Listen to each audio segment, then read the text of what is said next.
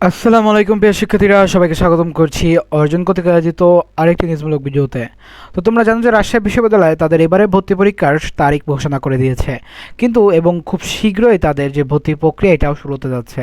কিন্তু তোমাদের মনের অনেকেই হয়তো বা প্রশ্ন ছিল, আসলে এবারে ভর্তি পরীক্ষা কি সংক্ষিপ্ত সিলেবাস হবে না পূর্ণাঙ্গ সিলেবাস হবে। তো তোমাদের আজ সেই সকল প্রশ্নের উত্তর আজকের ভিডিওতে আমি দিয়ে দিব।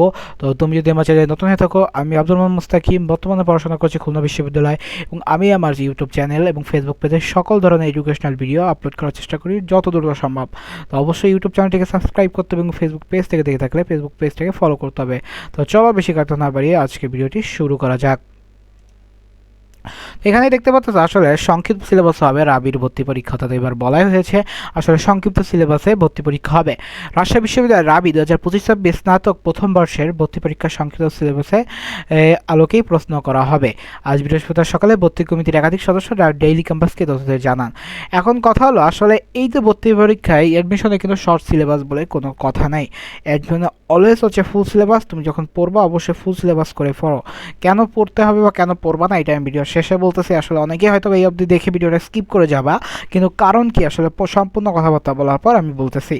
বিজনেস স্টাডিজ অনুষদের ডিন অধ্যাপক আবু সাদেক মোহাম্মদ কামরুজ্জামান বলেন, এসএসসি পরীক্ষায় বোর্ড কর্তৃক যে সংক্ষিপ্ত সিলেবাসের পাঠ্যসূচি অনুসরণ করা হয়েছে সেই আলোকেই আসলে এই পরীক্ষা অনুষ্ঠিত হবে, যা প্রতি বছরই হয়।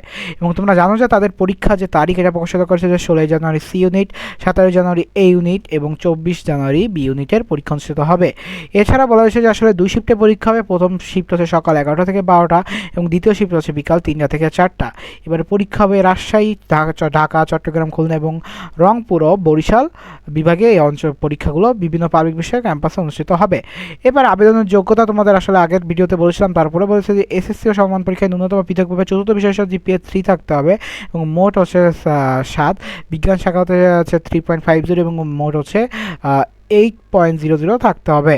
এবং যা যা আছে তোমাদের আবেদন ফি বলা হয়েছিল যে বি ইউনিটের জন্য 1320 টাকা, বা অর্থাৎ এ ইউনিটের জন্য হচ্ছে 1320 টাকা, বি ইউনিটের বাণিজ্য ইউনিটের জন্য 1100 টাকা এবং সি ইউনিটের জন্য হচ্ছে 1320 টাকা এবং সকল তার উপর হচ্ছে 10% সার্ভিস চার্জ, অর্থাৎ বিকাশ, নগদ বা রকেট অথবা তুমি যেই মাধ্যমেই করো। এবং পরীক্ষাটা হচ্ছে 100 নম্বরের পরীক্ষা হবে, 1 ঘন্টা ব্যাপী এবং প্রশ্ন থাকবে 80টি। জানো যে পরীক্ষায় মার্ক হচ্ছে 1.25 এবং 4টি কোঠা বিদ্যমান থাকবে।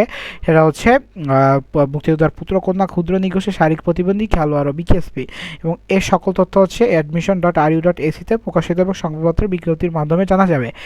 এখন যেটা মূল কথা সেটা হচ্ছে কি, আসলেই কি আসলে সংক্ষিপ্ত সিলেবাস বলে কোনো কনসেপ্ট আছে? আমার কথা হচ্ছে অ্যাডমিশনে কোনো সংক্ষিপ্ত সিলেবাস নাই। কেন সংক্ষিপ্ত সিলেবাস নাই? কারণ তুমি যখন পরীক্ষা দিতে যাবে আসলে ওই দিন যদি আউট অফ দ্য বক্স দু একটা প্রশ্ন চলে আসে, তুমি কি ওটা ওখানে ছেড়ে আসবে? না, তুমি কখনোই ছেড়ে আসবে না। তাছাড়া তুমি কখনো কাউকে জবাবদিহিতার জন্য বলতে পারবো না যে স্যার আপনারা তো বলেছিলেন যে সংক্ষিপ্ত সিলেবাসের বাইরে প্রশ্ন দিবেন না, তো আপনারা কেন করলেন? তো এবং অন্যান্য বিশ্ববিদ্যালয়গুলো আসলে তাদের পূর্ণাঙ্গ সিলেবাসের আলোকে প্রশ্ন করে। তো আমার মতে আসলে যদি তোমরা পূর্ণাঙ্গ সিলেবাসের আলোকেই পড়ো এবং সম্পূর্ণ সিলেবাসটাই যদি পড়ে যাও, তাহলে আসলে তোমাদের কোনো রকমের রিস্ক থাকে না। তো যার ফলে আসলে সংক্ষিপ্ত সিলেবাসের বাইরে যেয়ে তোমরা পূর্ণাঙ্গ সিলেবাসটাই পড়ো, পূর্ণাঙ্গ প্রিপারেশন নাও।